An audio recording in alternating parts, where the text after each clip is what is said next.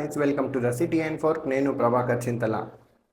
ఇవ్వాలనైతే ఒక most important information అయితే మీకోసం తీసుకొని వచ్చిన. యాక్చువల్గా ఈ వీడియో నా స్కెడ్యూల్లో లేదు. యాక్చువల్గా ఈ న్యూస్ చెప్పాలనుకుంటున్నది ఏదైతే ఉందో అప్డేట్ మే 23 ఆర్ 24లోనైతే దుబాయ్ గవర్నమెంట్ అనౌన్స్ చేసింది. ఆ వీడియో ఇప్పుడు నాకు స్కెడ్యూల్లో లేదు. కాకపోతే నేను ఇప్పుడు ఖచ్చితంగా చాలా అంటే చాలా యూజ్ఫుల్ ఇన్ఫర్మేషన్ ఇది కాబట్టి నేను ఈ వీడియో షేర్ చేస్తున్నాను. ఖచ్చితంగా వినండి, వీడియో లాస్ట్ వరకు చూడండి, స్కిప్ చేయకుండా. అట్లనే కొత్త వాళ్ళు ఎవరైనా చూస్తుంటే ఛానల్ని సబ్స్క్రైబ్ చేసుకోండి, వీడియోని లైక్ చేయండి, షేర్ చేయండి, కామెంట్ కూడా చేయండి. ఇంకా ఎక్కువ లాగ్ చేయకుండా ఆ ఇంపార్టెంట్ న్యూస్ ఏందనేది అయితే నేను ఇప్పుడు మీకు చెప్తా, వినండి. దుబాయ్ గవర్నమెంట్ అయితే విజిట్ వీసా మీద ఇండియా, పాకిస్తాన్ ఇట్లా ఏ కంట్రీస్ నుంచి అయితే విజిట్ వీసా మీద జాబ్ సర్చింగ్ కోసం వస్తున్నారో వాళ్ళకైతే ఒక పెద్ద షాక్ ఇచ్చింది. ఇప్పుడు షాక్ అంటే ఆల్రెడీ ఈ రూల్ అయితే ఏదైతే ఉందో ముందు నుంచి ఉంది, కాకపోతే ముందు చాలా లైట్ తీసుకుంటుండే. ఇప్పుడైతే ఆ రూల్స్ని ఫుల్ టైట్ చేసింది కాబట్టి చాలా పెద్ద షాక్ అనే చెప్పాలి ఇది. ఎందుకంటే అదేంటంటే ఇప్పుడు అసలు మ్యాటర్లోకి వెళ్ళిపోదాం మనం. ఇంతకుముందు విజిట్ వీసా అప్లై చేసుకున్న తర్వాత దుబాయ్కి రావాలని అనుకుంటే టికెట్ బుక్ చేసుకున్న తర్వాత వీసా కాపీ తీసుకొని ఎయిర్పోర్ట్కి అయితే వెళ్ళిపోతాం. కొన్నిసార్లు ఎయిర్పోర్ట్లోనైతే రిటర్న్ టికెట్ అడుగుతారు కదా. రిటర్న్ టికెట్ ప్లేస్లో మన వాళ్ళు ట్రావెల్ ఏజెన్సీ వాళ్ళు ఏం చేస్తుంటే డమ్మీ టికెట్ అని ఒకటి పెడతారు, తెలుసు కదా, చాలామందికి తెలిసిందే. డమ్మీ టికెట్ తీసుకొని అయితే దుబాయ్లోకి ఎంట్రీ అయిపోతారు కదా. ఇప్పుడైతే దుబాయ్ గవర్నమెంట్ కొన్ని ఖచ్చితంగా అంటే చూపెట్టాల్సిన రిక్వైర్మెంట్స్ అయితే, డాక్యుమెంట్స్ సబ్మిట్ చేయాల్సిన డాక్యుమెంట్స్ అయితే రిక్వైర్మెంట్స్ తీసుకొచ్చింది. అంటే ఆల్రెడీ ఉన్నాయి. అవి ఏంటంటే ఇప్పుడు డమ్మీ టికెట్ అయితే పనిచేయదు, అది వేస్ట్. ఎయిర్లైన్స్ నుంచి అయితే మీరు దుబాయ్కి రావాలని టికెట్ బుక్ చేసుకున్నారో సేమ్ రిటర్న్ టికెట్ కూడా వ్యాలిడ్ రిటర్న్ టికెట్ అంటే ఒరిజినల్ రిటర్న్ టికెట్ బుక్ చేసుకోవాలి, అదే చూపెట్టాలి ఎయిర్పోర్ట్లో. ఇంకొకటి ఏంటంటే దీంట్లో ఏ ఎయిర్లైన్స్ నుంచి అయితే చేసుకుంటున్నారో అదే ఎయిర్లైన్స్ నుంచి కూడా రిటర్న్ టికెట్ కూడా చేసుకోవాలని అంట. మొన్న దుబాయ్ గవర్నమెంట్ వాళ్ళు అనౌన్స్ చేసినాక ఇండిగో ఎయిర్లైన్స్ వాళ్ళు ఉంటారు కదా, వాళ్ళైతే అఫీషియల్గా అనౌన్స్ చేసారు దీన్ని. అర్థమైందిగా. డమ్మీ టికెట్ ఇంతకు ముందు ఉంటుండే, ఇప్పుడు డమ్మీ టికెట్ కాదు, ఒరిజినల్ రిటర్న్ టికెటే అడుగుతున్నారు. ఫస్ట్ రిక్వైర్మెంట్ అయితే ఇది. సెకండ్ రిక్వైర్మెంట్ అయితే అకామిడేషన్ గురించి. దుబాయ్కి ఇప్పుడు జాబ్ పర్పస్ కోసం నువ్వు వెళ్తున్నావు అంటే ఇప్పుడు నీకు అక్కడ ఫ్రెండ్స్, రిలేటివ్స్, సంథింగ్ ఎవరైనా ఉన్నారనుకో, మీకు తెలిసిన వాళ్ళు, అకామిడేషన్ తీసుకున్న తర్వాత ఒకవేళ వాళ్ళే నీకు అకామిడేషన్ చూస్తున్నట్టయితే నువ్వు ఎవరి దగ్గరికి వెళ్తున్నావు, పర్పస్ ఏందో దాని గురించి మనమైతే వాళ్ళకి సబ్మిట్ చేయాల్సింది ఉంటుంది ప్రూఫ్. అదేంటంటే ఇప్పుడు ఫ్రెండ్స్ ఆర్ ఫ్యామిలీ మెంబర్స్ నిన్ను పిలుస్తున్నారంటే వాళ్ళు ఆల్రెడీ రూమ్ తీసుకొని ఉంటారు అనుకో, సరే నువ్వు ఎవరి దగ్గరికి వెళ్తున్నావో వాళ్ళ డీటెయిల్స్ అయితే సబ్మిట్ చేయాల్సింది ఉంటుంది. వాళ్ళ డీటెయిల్స్ అంటే పాస్పోర్ట్, ఎమిరేట్స్ ఐడి, వాళ్ళ అడ్రస్, ఫోన్ నంబర్, ఈ 4 డీటెయిల్స్ ఖచ్చితంగా చూపెట్టాలంట. ఒకవేళ నువ్వు ఫ్యామిలీ దగ్గర కాకుండా టూరిజం మీద వెళ్ళాల్సి వస్తే మాత్రము మనం బుక్ చేసుకున్న హోటల్స్ అయితే ఏవైతే ఉంటాయో ఆ హోటల్ బిల్స్ అంటే పే స్కిల్ మనీ పే చేసిన బిల్స్ ఏవైతే ఉంటాయో స్లిప్స్, అవి కూడా సబ్మిట్ చేయాలి ఖచ్చితంగా. ఈ 2 కూడా కాకపోతే ఇప్పుడు నీ ఓన్గా నువ్వు వెళ్తున్నట్టయితే ఇప్పుడు డొబిజిల్ లాంటి యాప్స్లో అయితే రూమ్స్ రెంట్కి ఇస్తారు, తెలుసు కదా, ఆన్లైన్ వెబ్సైట్స్లలో కొన్ని.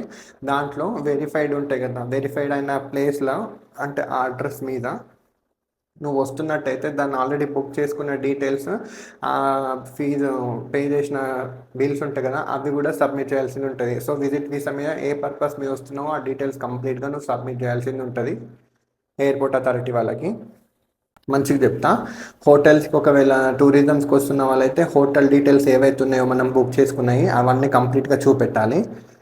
ఒకవేళ నువ్వు అకామిడేషన్ నువ్వే సొంతంగా వేసుకుంటే అఫీషియల్ వెబ్సైట్స్లో అంటే రూమ్ రెంట్కి ఇప్పుడు తీసుకునేవి ఏవైతే వెబ్సైట్స్ ఉంటాయో దాంట్లో నువ్వైతే బిల్ పే చేసి ఏదైతే రూమ్ బుక్ చేసుకున్నావో దాని డీటెయిల్స్ కూడా సబ్మిట్ అంటే దాని కాపీస్ కూడా ఉండాల్సి వస్తుంది. అది కాకుండా ఫ్రెండ్స్, రిలేటివ్స్ దగ్గరకు వస్తే వాళ్ళ కంప్లీట్ డీటెయిల్స్ అంటే passport copy, Emirates ID copy, వాళ్ళ ఫోన్ నెంబర్ కూడా ఇచ్చి ఎయిర్పోర్ట్లోనైతే సబ్మిట్ చేయాల్సింది ఉంటుంది కాపీస్. ఇంకా థర్డ్గా వచ్చేసి అయితే ఇది మెయిన్ ఇంపార్టెంట్. వీలైతే ఖచ్చితంగా అట్లీస్ట్ నువ్వు 3000 నుంచి దిరమ్స్ అయితే నువ్వు క్యారీ చేయాల్సింది ఉంటుంది. 3000 నుంచి 5000 దిరమ్స్ అయితే క్యారీ చేయాల్సి వస్తుందంట.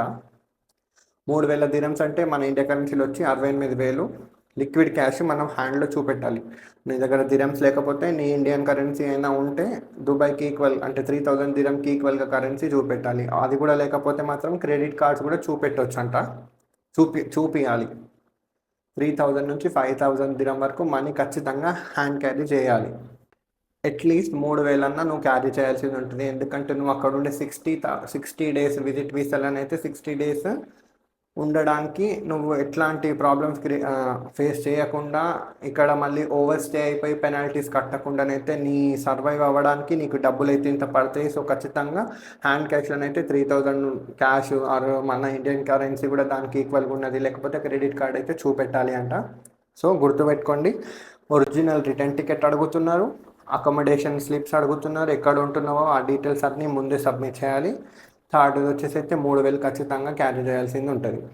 ఈ రూల్స్ ఎప్పుడు కొత్తగా వచ్చినాయంటే కొత్తగా రాలేవు, ముందు నుంచే విజిట్ వీసాకి రూల్స్ కింద ఇవైతే రూల్స్ ఉంటుండే ఖచ్చితంగా. కాకపోతే ఇప్పుడు ఫుల్ టైట్ చేసారు గవర్నమెంట్ వాళ్ళు. ఎందుకంటే చాలామంది వచ్చేసి వీసా అయిపోయిన తర్వాత గ్రేస్ పీరియడ్ ఉండి దాని తర్వాత కూడా ఓవర్ స్టే చేస్తున్నారు. ఇక్కడ ఓవర్ స్టే చేస్తుంటే ఏమైపోతుంది, ఫైన్లు కట్టి ఫుల్ అయిపోయి టూరిజం మీద ఇంపాక్ట్ పడుతుంది. సో అట్లా చేసిరు అనుకో, వచ్చే వాళ్ళు కొంచెం జాగ్రత్తగా ఉంటారు కదా, అన్నీ అంటే ఒక ప్రాసెస్లో వెళ్ళిపోతారు ఇప్పుడు ఇట్లాంటివి పెడితే. ఇంకొకటి ఏంటంటే గ్రేస్ పీరియడ్ కూడా ఇప్పుడు తీసేసారు, అదైతే ముందే తీసేసారు గ్రేస్ పీరియడ్. అట్లా ఇది మస్తు ఇంపార్టెంట్ ఇన్ఫర్మేషన్ కాబట్టి నా స్కెడ్యూల్లో లేదు ఇది యాక్చువల్గా. కాకపోతే చాలామంది అడుగుతున్నారు, చాలామందికి తెలియదు. ఎందుకంటే రీసెంట్గా మీరు న్యూస్లో చూస్తున్నట్టయితే అదేమంటారు, కొచ్చి కేరళలోనైతే చాలా ఇంటర్నేషనల్ ఎయిర్పోర్ట్లోనైతే ఆపేస్తున్నారు ప్యాసింజర్స్ని. ఇంకా అక్కడ నుంచి ఒకవేళ ఇక్కడికి వచ్చినా దుబాయ్లో కూడా ఆపేస్తున్నారు, ఎయిర్పోర్ట్లో కూడా మస్తు మంది ఇబ్బంది పడుతున్నారంట. హైదరాబాద్లో కూడా మెయిన్ సిటీస్లో ఖచ్చితంగా ఇంటర్నేషనల్ ఎయిర్పోర్ట్లో అయితే అడుగుతున్నారు, మెయిన్గా గల్ఫ్ కంట్రీస్కి వచ్చే వాళ్ళ గురించి అయితే. ఇది గుర్తుపెట్టుకోండి. మీ వీడియో మీకు షేర్ అంటే ఎవరైనా దుబాయ్కి వచ్చే వాళ్ళకు ఉంటే మాత్రం ఖచ్చితంగా షేర్ చేయండి, ఖచ్చితంగా తెలుసుకోవాల్సిన విషయం. ఎందుకంటే మీరు ఇబ్బందిలో పడద్దు. ఇంకోటి ఏంది, టికెట్స్ బుక్ చేసుకుంటాం కదా, అవి అక్కడికి ఎయిర్పోర్ట్కి వచ్చిన తర్వాత మీ దగ్గర ఈ మూడిట్లో ఏ ఒక్కటి లేకపోయినా రిటర్న్ పంపించేస్తున్నారు. మళ్ళీ మనీ కూడా క్యాన్సిల్ చేసుకున్న తర్వాత అయితే క్యాష్ బ్యాక్ రావట్లేదు. సో వీసాకి టికెట్ పెట్టిన డబ్బులు అయితే వేస్ట్ ఖర్చు అయిపోతాయి. ఎందుకంటే మనం వచ్చేది మిడిల్ క్లాసులు కాబట్టి రూపాయి అయితే అప్పు చేసుకొని కరెక్ట్గా జమ చేసుకొని అయితే వస్తాం. ఇదైతే గుర్తుపెట్టుకోండి. మళ్ళీ చెప్తున్నా, ఒరిజినల్ వ్యాలిడ్ రిటర్న్ టికెట్ ఒకటి, 3000 దిరమ్స్ నుంచి ఖచ్చితంగా అట్లీస్ట్ 3000 దిరమ్ క్యాష్ అయితే క్యారీ చేయాలి. ఇంకోటి అయితే అకామిడేషన్ డీటెయిల్స్ కూడా సబ్మిట్ చేయాల్సి ఉంటుంది. ఈ మూడైతే ఖచ్చితంగా ఫాలో అవ్వండి. దీంట్లో ఏ ఒక్కటి మిస్ అయినా కూడా చాలా ప్రాబ్లమ్స్, ఇబ్బంది పడాల్సి వస్తుంది. ఇప్పుడు ఇంకా రాను ఇది లూజ్ అవుతుందో టైట్ అవుతుందో తెలియదు, కానీ ఇప్పుడైతే ఫుల్ స్ట్రిక్ట్గా నడుస్తున్నది. చాలామంది రిటర్న్ వెళ్ళిపోతున్నారు. మీరు న్యూస్లో కూడా చూస్తున్నట్టున్నారు. ఖలీజ్ టైమ్స్ అనేది న్యూస్ పేపర్ ఉంటుంది, గల్ఫ్కి సంబంధించింది. ఇన్స్టాగ్రామ్లో దాని పేజ్ ఉంటుంది, దాన్ని మీరు ఫాలో కూడా అవ్వచ్చు. ఎందుకంటే దుబాయ్లో అయ్యే ప్రతి ఒక్క న్యూస్ ఉంటుంది దాని గురించి, జాబ్స్ గురించి కానీ, క్లాసిఫైడ్స్లో, ఇంకా వీసాల గురించి అన్నీ, ఇంకా అన్నికి సంబంధించిన న్యూస్ ఉంటుంది ఖలీజ్ టైమ్స్లో. దాంట్లోనైతే ఫాలో అవ్వండి. ఇట్లాంటి వీసాల మీద మెయిన్గా అప్డేట్స్ ఏవైనా ఉంటే మాత్రం ఖచ్చితంగా మీకు తెలుస్తుంది. నేను కూడా నాకు తెలిసినంత వరకు అయితే నేను ఇన్ఫర్మేషన్ షేర్ చేయడానికే చూస్తాను నేను. సో ఇది ఇవాళ నేను చెప్పాలనుకుంటున్న ఇన్ఫర్మేషన్. వీడియోనైతే చాలా అంటే చాలా యూజ్ఫుల్. మర్చిపోకండి నేను చెప్పిన ఈ 3 అయితే. మీరు ఇంకా కావాలంటే ఎంక్వైరీ చేయండి. ఇప్పుడు కొత్త ఎవరు వస్తున్నారో వాళ్ళ నుంచి అయితే ఎంక్వైరీ చేసుకోండి. ముందే ప్లాన్ చేసుకునే వాళ్ళైతే ఖచ్చితంగా ప్రాపర్ ప్లాన్ చేసుకోండి. డబ్బుల విషయం కాబట్టి చాలా ఇబ్బంది పడాల్సి వస్తుంది. 3000 దిరమ్స్ ఖచ్చితంగా ఉండాలంటే 68,000 మనకి, అంటే వీసా, రిటర్న్ టికెట్, ఒరిజినల్ టికెట్కే దగ్గర 40-50,000 వరకు వెళ్ళిపోతాయి. సో అట్లా క్యాష్ ఏదైనా కూడా ఇక్కడికి అది ఒకలాగా చెప్పాలంటే మస్తు మంచిది. ఎందుకంటే రిటర్న్ టికెట్ ఉన్నదనుకో మనకి, అక్కడికి వెళ్ళిన తర్వాత చాలామంది ఏమవుతుందంటే డబ్బులు ఎక్కువ పెట్టుకొచ్చుకోరు. ఒకవేళ వీసా క్యాన్సల్ అంటే వీసా ఎక్స్పైర్ అయిపోయిన తర్వాత ఓవర్ స్టే చేస్తారు కదా, అంటే గ్రేస్ పీరియడ్ తర్వాత కూడా రిటర్న్ టికెట్ రావాలంటే అప్పుడప్పుడు ఫైన్ పడుతుంది దుబాయ్లో. ఎన్ని రోజులు వీసా అయిపోయిన తర్వాత ఉంటే అన్ని ఫైన్ పడుతుంది, మనం ఆ డబ్బులన్నీ కట్టాల్సి వస్తుంది.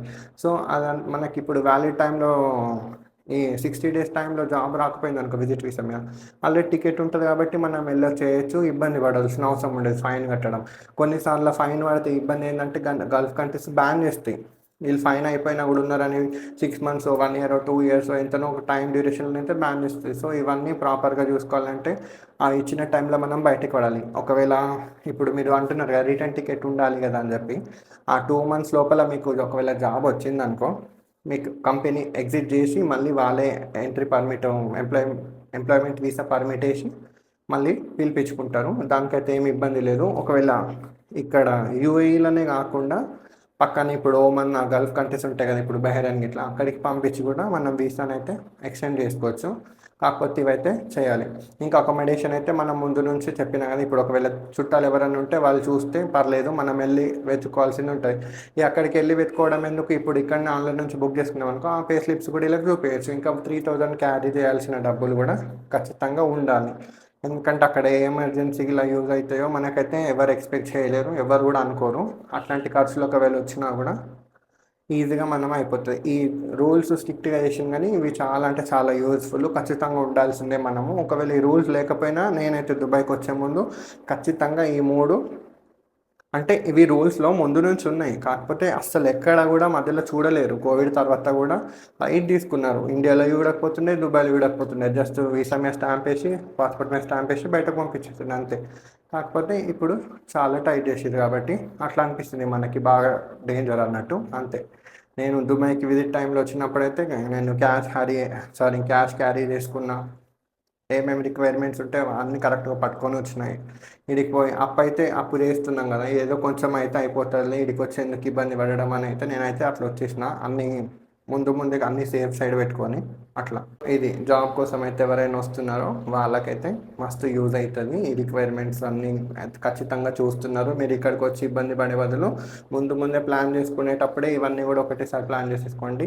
ఇది మళ్ళీ ఇక్కడికి వచ్చి యాజ్ యూజువల్గా జాబ్స్ అయితే వెతుకోవచ్చు. నేను రీసెంట్గా అప్లోడ్ చేసిన జాబ్స్ ఎట్లా వెతుకోవాలని చెప్పి ఒక వీడియో చేసిన కదా, దాంట్లో జాబ్ సీకర్స్ గురించి కూడా చెప్పిన, జాబ్ సీకర్స్ వీసా గురించి.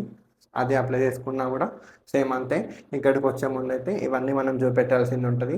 ఇది ఇవాళ వీడియోనైతే ఖచ్చితంగా షేర్ చేయడం మర్చిపోకండి, చాలా ఇంపార్టెంట్ వీడియో ఇన్ఫర్మేషన్ ఇదైతే, సరేనా? ఇట్లనే నెక్స్ట్ ఇంకేమైనా అప్డేట్స్ ఉన్నా కూడా నేను మీకు చెప్తూనే ఉంటా. మీరైతే ఖలీజ్ టైమ్స్ని ఫాలో అవ్వండి. ఎవరైనా దుబాయ్కి వచ్చే వాళ్ళు, దుబాయ్లో ఉన్న వాళ్ళు కూడా ఫాలో అవుతూ ఉండండి, మంచిగా ఈజీగా తెలిసిపోతాయి. జాబ్స్ సంబంధించి, టూరిజం సంబంధించి ఏమైనా అప్డేట్స్ ఉంటే నేనైతే నా ఛానల్లో పోస్ట్ చేస్తూనే ఉంటా. సో సిటీ అండ్ ఫోర్స్ని సబ్స్క్రైబ్ చేసుకోవడం మర్చిపోకండి, షేర్ చేయండి, చాలా ఇంపార్టెంట్ ఇన్ఫర్మేషన్ ఉంటుంది కాబట్టి. థ్యాంక్ యూ వీడియోస్ చూస్తున్న వాళ్ళందరికీ, అండ్ బాయ్ బాయ్. నెక్స్ట్ ఇంకో మంచి వీడియోతో వస్తాను, ఓకేనా?